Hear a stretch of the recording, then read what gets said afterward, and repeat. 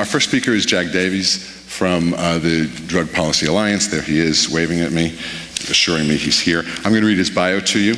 Jag is Director of Communication Strategy at the Drug Policy Alliance, DPA, the nation's leading organization promoting drug policies grounded in science, compassion, health, and human rights. DPA has played a pivotal role in most of the major drug policy reforms in the U.S. on issues such as excuse me, medical marijuana and marijuana legalization, criminal justice and sentencing reform, and health-based approaches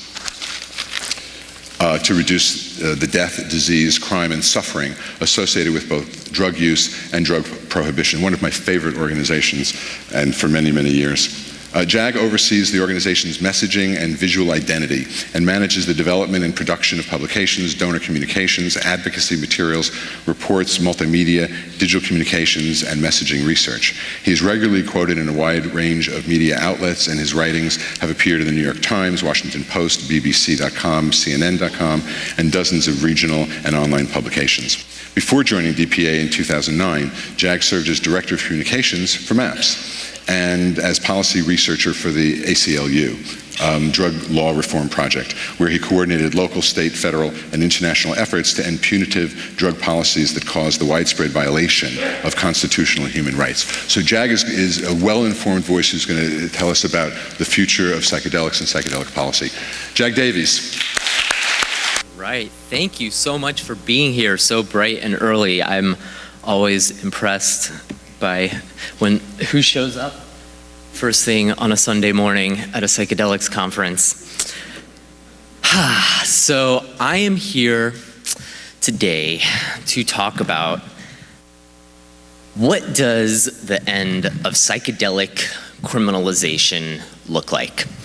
I think people in these settings have a variety of different backgrounds and political perspectives, but I think we can all agree that our current public policies around psychedelics are not serving us well, and in fact, in many cases, are doing great harm.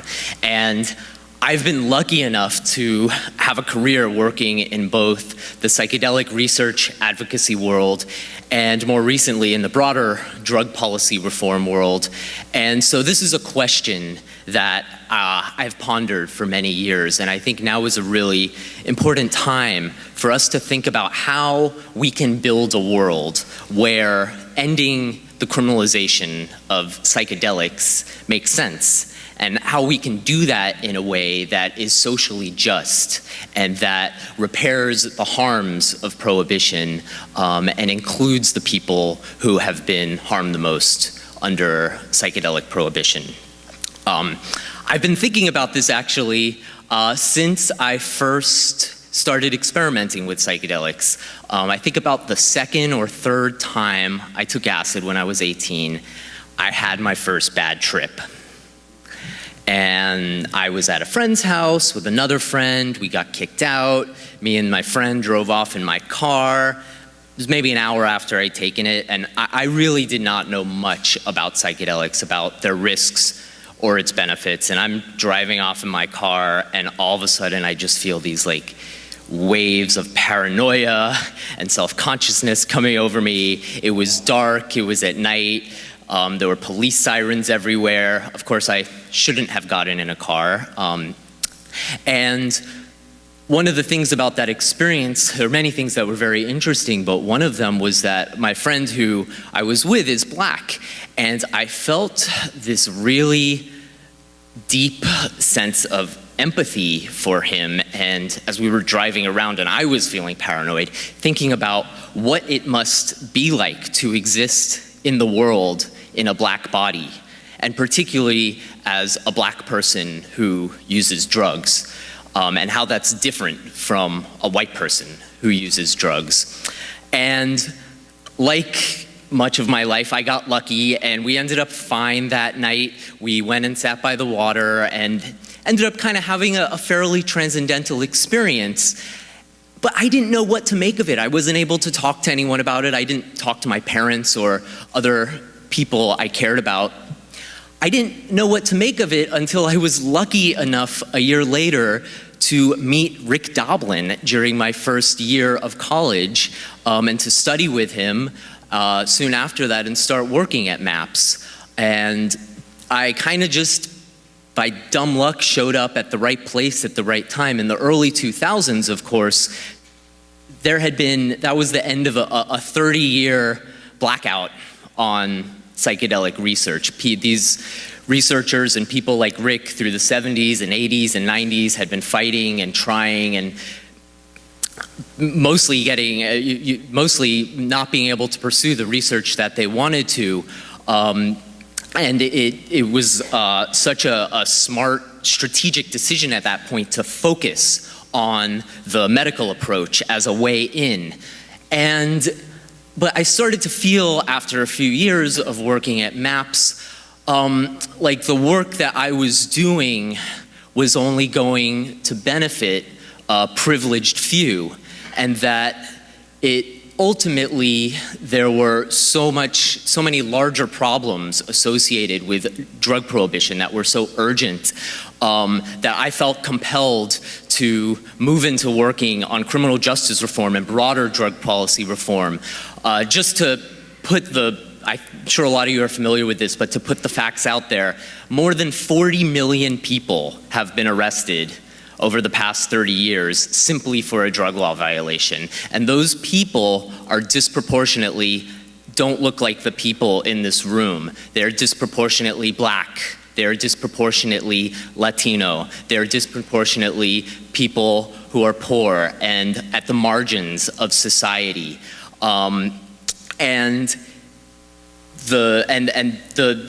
There's so much harm coming from that I felt like I had to do something about that. I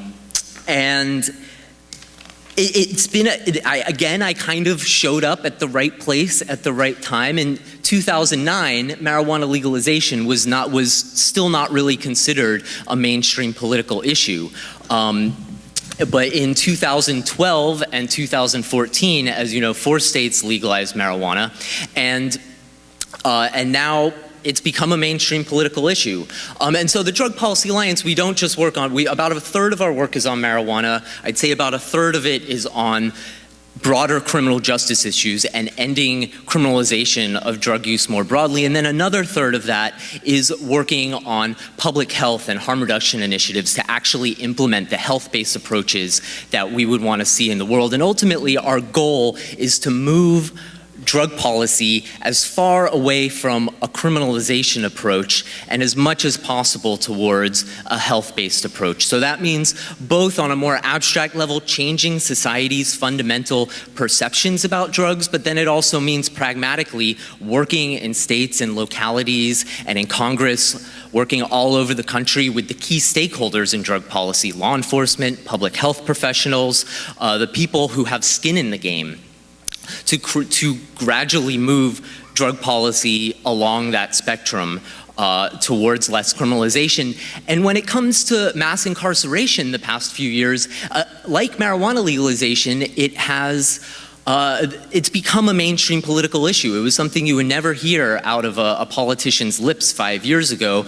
And now you have in not just even the Democratic presidential debates, even in the Republican presidential debates, you had several candidates saying things that were actually surprisingly reasonable, like drug use should be treated as a health issue and we can't arrest our way out of the drug addiction problem. So we're at this really interesting moment where the rhetoric and public opinion has shifted a lot around drug policy, but in terms of the machinery of the drug war, it is grinding on the same as ever. There are still the same amount of people as 10 years ago, 1.5 million people getting arrested simply for a drug law violation every year, and most of those are just for about 80%, or a little more than 80% of those are just for possession. It's more than about 1.25 million people getting arrested just for drug possession every year. So it's an odd dichotomy between the political rhetoric and the reality right now. And if you'll allow me to get philosophical for a moment, I think part of the reason for that is that there's still a fundamental dualism in the way that people think about drugs, of dividing drugs into good and bad categories, and associating those values with the people who use them. I think it's important for us to realize as people who care about psychedelics that many of the same myths and drug war ideologies that cause psychedelic prohibition are also at the root of the prohibition of other substances. I often like to make the point, just because people don't believe me a lot of the time, that more than 80% of people who try crack cocaine, for example, do not go on to get addicted and have a problem with it. That's according to the federal government's own data. But you wouldn't know that, because the people who you see, the small sample of people who we see, are the people who are at the margins of society and are suffering the worst harms of it.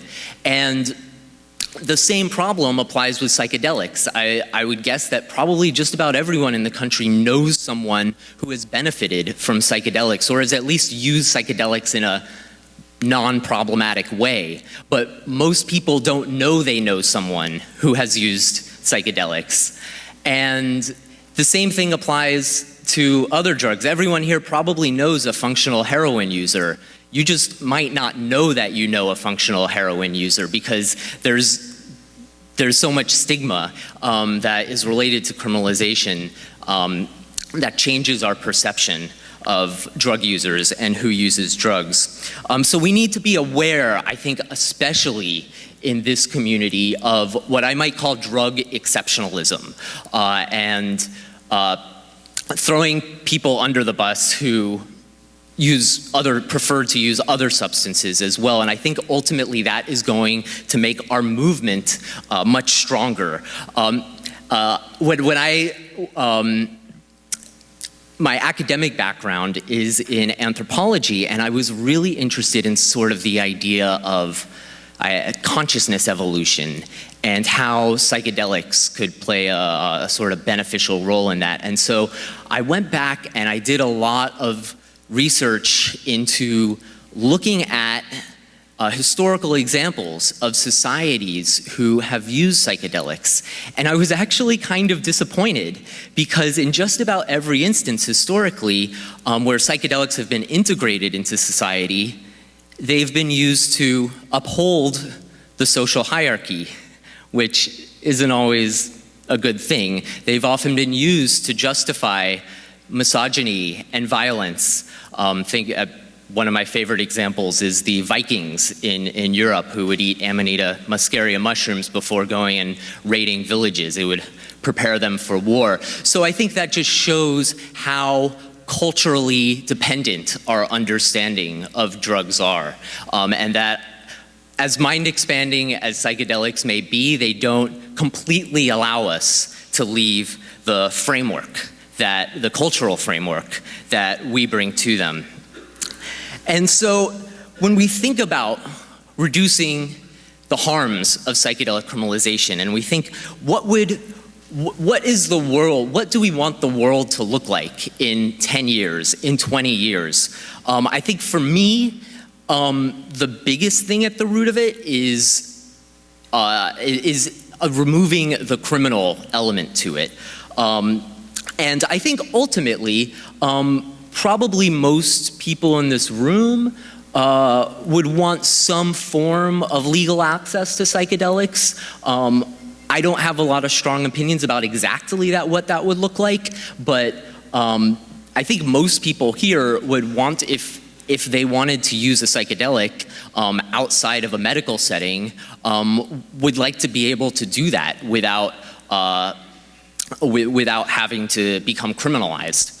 And ultimately, we want to move psychedelics, even if it's gradually, as far as possible from one side from the criminalization spectrum and to a health-based spectrum. And there's a lot of different nuances along the way, and there's not just one or two models in between. There's thousands.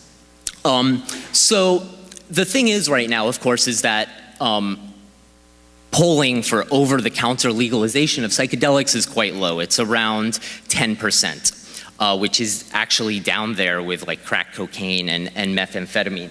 So even though it seems to us in our circles that the public's perception of psychedelics has changed a lot.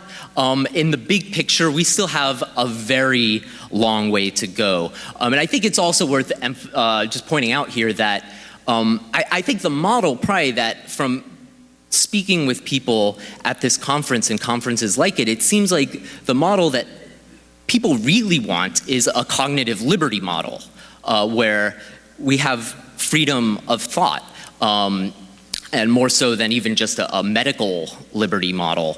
But it's worth emphasizing that polling for cognitive liberty does not do very well. That is a core principle of DPA. That's in our mission statement, that no one should be punished for anything they put into their own body, absent harm to others.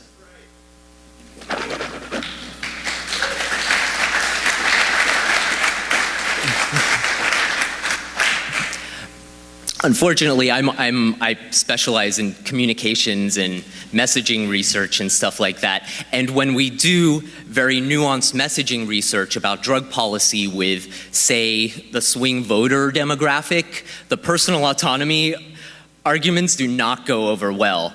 So also to build that support for a larger cognitive liberty model is going to take some time. But there are a few things that do have majority public support that we're already working on that would greatly, greatly reduce the harms of psychedelic prohibition. So one of those things is decriminalization, which means ending arrests and criminal penalties for use and possession of psychedelics. So legalization means that the production and distribution is also legalized and regulated. With decriminalization, it just means that no one can be brought into the criminal justice system simply for using or possessing a personal amount of a substance. And this is something that's already been implemented in many places with fantastic success. The most well-known example is Portugal. In 2001, Portugal decriminalized all drugs, and they've been studied extensively since then. Drug use did not go up, which is the first thing that people often mistakenly assume will happen. Drug addiction went drastically down because people who wanted to be able to get help for problematic drug use felt much more comfortable being able to get that help. Also things like overdoses and drug-related HIV and Hep C transmissions went drastically, drastically down. Also, the Czech Republic and several other European countries have similar policies. And in the US, we're moving very close to that point. As I said before, you already have, the woman who's about to become president saying that drug use should be treated as a health issue. So the political rhetoric is there. Early this year, we did a number of polls in primary states in Maine, New Hampshire, and South Carolina. And even in South Carolina, we found that 60% of Democratic and Republican primary voters supported ending arrests for drug possession. So the public is already there in a lot of ways, and in a lot of jurisdictions we're taking big steps towards ending arrests. In Maryland just this past year, a legislator introduced the country's first full drug decriminalization bill. But unfortunately, there's still 34 states where drug possession is not just a crime, it's a felony. I think it's really interesting that I often hear people say in these settings, oh, people don't really get arrested for psychedelics, and that seems to be a very common perception. And first of all, I don't think that's true. There are definitely thousands of people getting arrested every year for psychedelics. And in the big picture of the drug war, where you have 1.5 million drug arrests, it's a small amount of that, but when you think of how few people actually use psychedelics, it's a significant amount. And I think it's just very interesting. I've been kind of waiting for someone else to talk about this for years. I think it's just fascinating that no one talks about ending arrests for psychedelics in these settings. And of course, that has a lot to do with the demographic complexion of the room and the privilege that people here bring to the room. And, I think we also need to just recognize that even if you're not worried about getting arrested, you're not worried about other people getting arrested, there is a psychological cost to prohibition and to criminalization. When you know that the thing you're doing is criminal, I think it probably detracts from a lot of the benefits of it. And then it also, if you do have problems or do need to get help or do have challenges even, it makes that much harder when you're a criminal. So I think that's something that we need to really look inside ourselves about why that hasn't been more of a priority for this movement, and to understand that it's not a mutually exclusive thing, that research, that we don't need to decide on just a medical model or just a legalization model, and that it's not always completely linear. Back in the 70s and 80s and 90s, there were jurisdictions passing marijuana decriminalization laws and laws to make marijuana a lowest law enforcement priority at the same time that people were also fighting for medical marijuana. And it was a coalescence of all those factors that led public opinion to change to reach the point where, now marijuana legalization is on the table.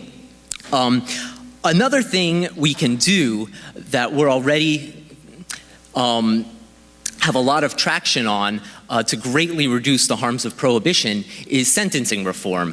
For people who are arrested for and convicted of producing or distributing psychedelics, the mandatory minimum sentences apply. So regardless of the circumstance, you can easily get slapped with 10, 20, 30 years behind bars. And this is still continuing apace. And for sentencing reform, there's even higher public support than decriminalization. I mean, it's in the 70, 80% range, even majorities among Republicans. This is one of the few issues in Congress that the Republicans and Democrats actually have some common ground on for different reasons, which is another story. But we have to, I don't want to wait until, psychedelic therapy is approved in 10 or 20 years to stop this stream of thousands of people every year getting cycled into the criminal justice system, especially considering those people are people that are less privileged than us and are more likely to be at the margins of society and that have historically suffered the worst harms of prohibition and the drug war. Another really important big thing that we can do to reduce the harms of psychedelic prohibition is working with institutions where psychedelics are used to end zero tolerance policies there and to end arrests there and to implement harm reduction practices. So some of you may have heard my colleague Stephanie Jones, who spoke here last year. She spoke about DPA's Safer Partying program. It works with universities, festivals, nightlife venues to reduce the role of the criminal justice system at those events and also to mainstream and normalize on-site mental health services like MAPS' Zendo project, drug checking like the organization Dance Safe is doing so that people know if they're have some idea what's in the drugs they're taking. And so though there's already quite a lot of things we can be doing that can drastically cut back on the harms of prohibition while we work towards approving psychedelic therapy. And I think when it comes to building a broader vision and really softening the ground for something beyond even decriminalization or sentencing reform or a very strict medical approach to psychedelics, there's a lot of things we can do to soften the ground to change public opinion. So one of those things is people speaking out about their own experiences. It's been really fascinating and exciting to see things like the Psychedelics Because campaign and all of the psychedelic societies that have popped up over the past few years that are working to have these conversations and to build bridges with different stakeholders in their communities. Because that's one of the things, of course, that is most likely to change people's minds when they know someone who has benefited from psychedelics. And it's worth saying that coming out campaigns are not that simple, because when you have something that's illegal like drug use, not everyone can do that. If you have kids, if you have had previous involvement with the criminal justice system, if you have a job that would be threatened by it, if your home would be threatened by coming out, a lot of people really can't come out. So for those of us who are lucky and privileged enough to be able to do that, I think it's even more important, and there's really an onus on us to do that. Another thing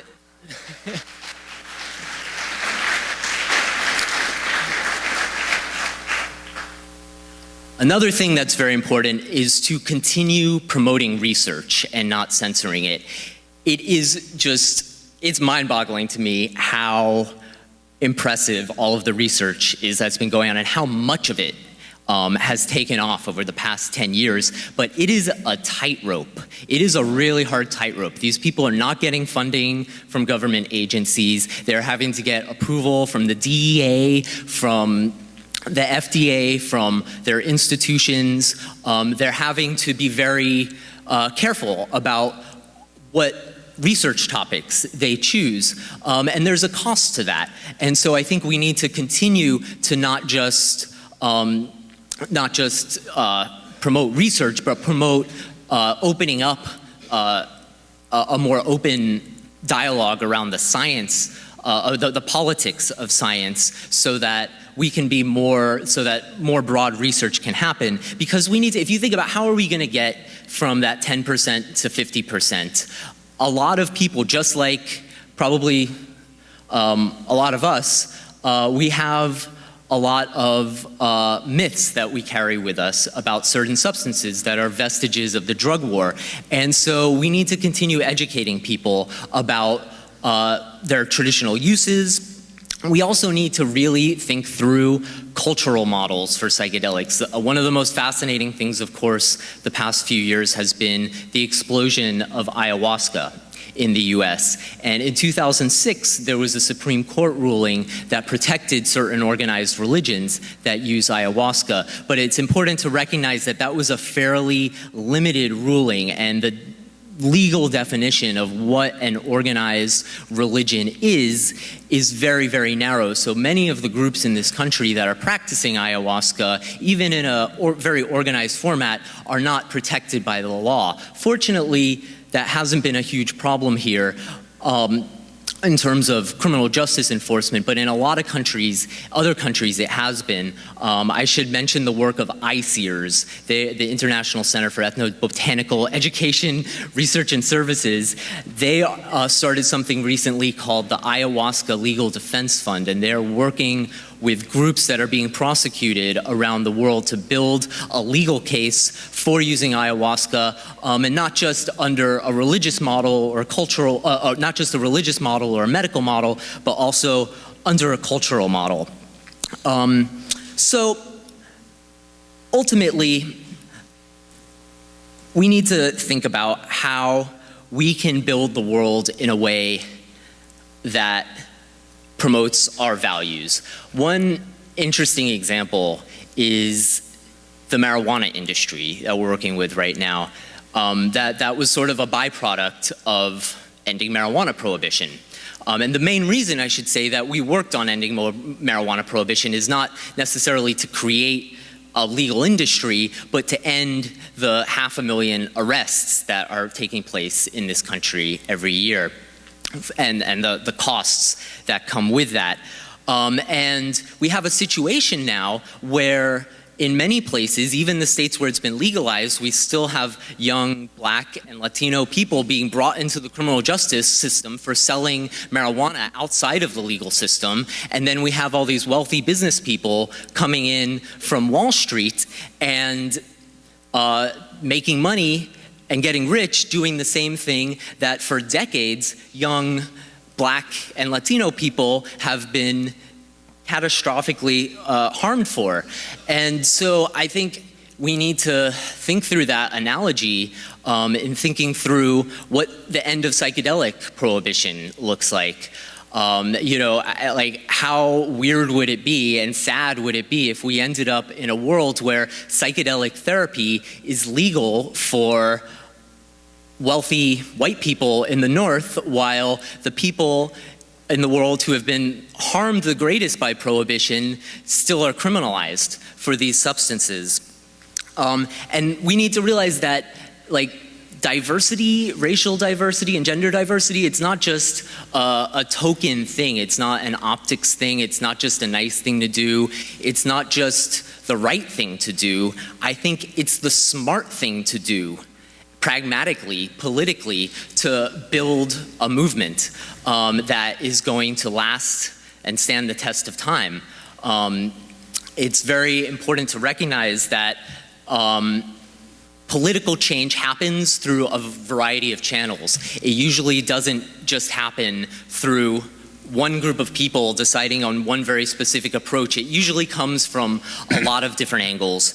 And ultimately, if we want to build a world that reflects our values, I think now is a really important time to reflect on the potential unintended consequences of the system that we're creating, and to make sure that we don't perpetuate the social inequities that gave rise to the prohibition of psychedelics in the first place.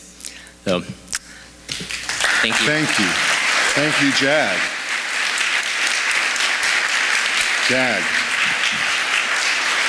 Jag Davies. We have some time for Q&A now. I saw a letter from the DEA that Ben Delonen showed me that was addressed to a Native American church that was serving ayahuasca, pretending to have the exemption without having the exemption. But so the DEA wrote, why don't you guys ask for the exemption? Rather than arresting them, he actually encouraged them to ask for exemption. So I want to know, are you aware of that? And is the DEA change, I mean, what is the position? Or just to be really direct, what advice do you have for a shaman who wants to open a temple up somewhere in New York? I mean, would you recommend first to do a church and then ask for the exemption? Do the church and ask for the exemption at the same time, or stay underground? Well, you know, honestly, I'm not a lawyer or legal expert, so I really am not qualified to answer that question about exactly what provisions would I recommend taking for someone starting an ayahuasca church in the US. I would recommend looking at the model that the Neal de Vegetal Church created. You know, it wasn't an accident that they won their Supreme Court case. They had planned for that for years and set it up in a very specific way to make sure that they met the legal definition of a church in the US, which is very, very narrow. So I would recommend, yeah, there was this one example in Washington recently. There were all these ads and articles online, you know, first legal ayahuasca church opens up in the US, and they were taking all this money from people. And so the ayahuasca industry is very messy right now.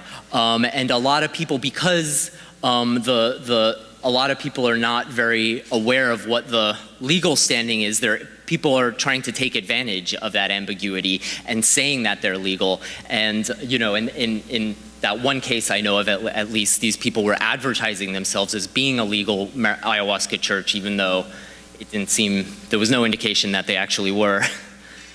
I'm having trouble reconciling the polling numbers that are very much against personal autonomy and cognitive liberty, which are kind of in the toilet, with the polling numbers supporting decriminalization.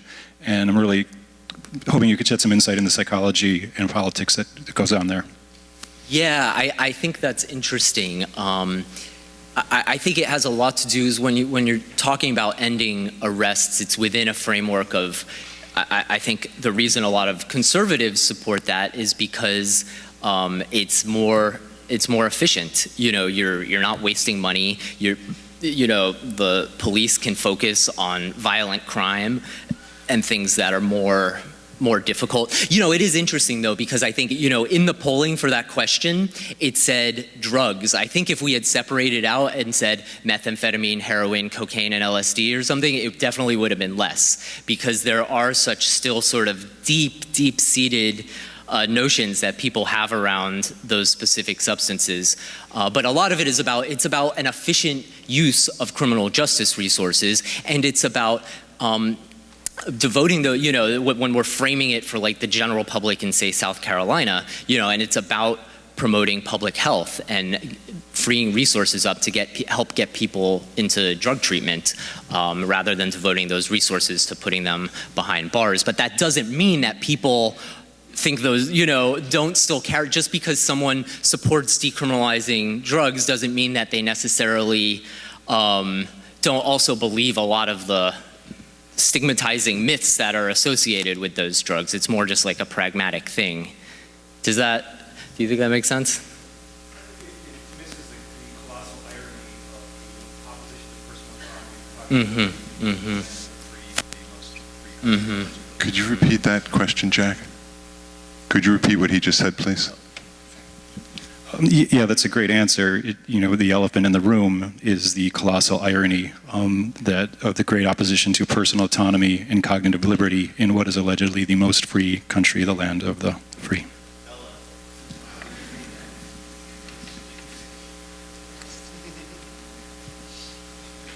Comment?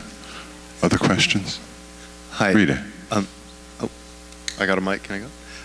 You spoke to the potential pitfalls of people who have already been marginalized, being further marginalized by wealthy, over here, right by the Pope, being further marginalized by the arrival of wealthy white people to take over the industries that have been in place. Do you have perhaps any prospective strategies we could use to avoid? Can you repeat that a little louder? So you talked to the pitfalls of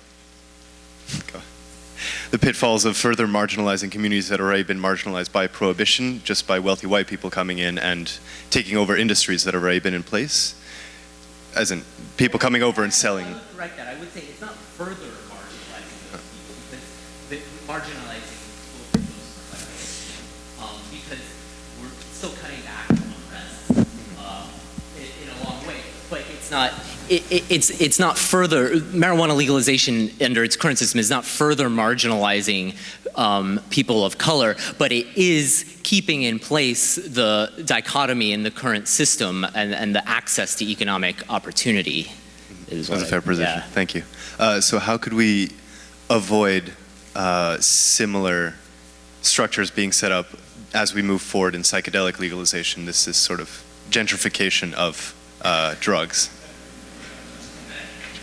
Yeah, well, I think it comes down, there's a number of things. I think, yeah, it's who is in the room, who is being empowered by the key stakeholders in this movement.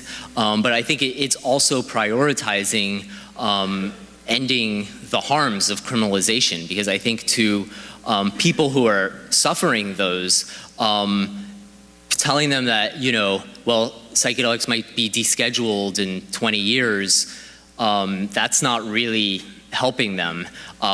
So I think it's finding out, actually talking to those people and finding out what they want. And you know, and I don't even necessarily know what the answer is, because yeah, no one's tried. Question over here. Hi, over here. You discussed the importance of increasing the dialogue around psychedelic experiences to kind of shape public perspective on it. And I think that that's a really interesting concept, but it strikes me that it's really important to walk that fine line in presenting those experiences in a way that creates positive elements. So how would you, like, what elements would you avoid in presenting those dialogues, and what elements would you emphasize to create the best fostering of public perception? Yeah, that's a good question. You certainly don't want to reinforce people's negative stereotypes about psychedelics and trying to overcome them. I think we need to do it in a very cautious way and really, again, meet people where they're at, really listen to people's fears.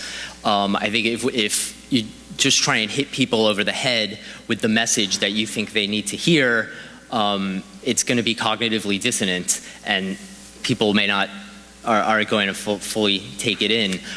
So I think a lot of it, and it's knowing your audience. You know, it depends. If you're talking to a doctor, it's very different than talking to someone in from a different background. So I think, you know, as a communications professional, one of the ways we work is by segmenting our audiences. You know, that's what companies do, and nonprofits are starting to do that now too, where you don't just create a message for the general public. You figure out, okay, which audiences are kind of our low-hanging fruit that like should be with us but aren't quite there with us yet, and then talk to them and figure out what how you can help them, and then then they'll be open, a lot more open to your message. Two quick questions for you. First, you know, the research that was being done with psychedelics in the 50s and 60s then led to a widespread counterculture psychedelic movement, and then there was the repressive atmosphere and the clamping down by the government. And I'm wondering if you have any thoughts on what sort of lingering effects that might have, you know, in the context today, whether that affects the willingness of the research community or the psychedelic user community to politicize the cause. And the second question is, you spoke about representation, Black communities, Latino communities. I'm wondering if you've ever come across or conducted yourself any data that looks at whether psychedelic use is similarly proportional in those communities compared to in white communities.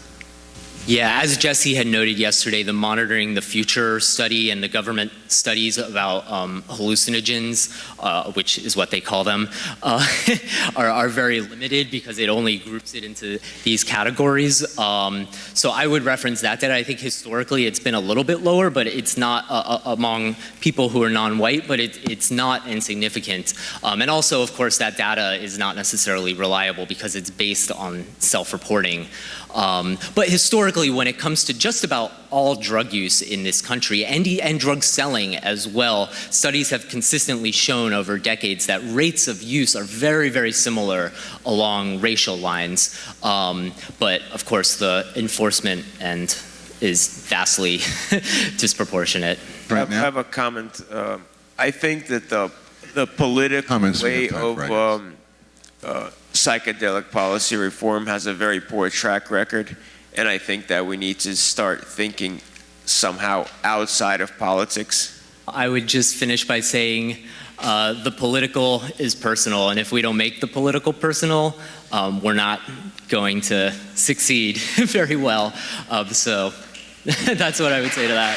Jag Davies. Jag, thank you. Thank you very much. Wonderful talk. Wonderful talk. Thank you.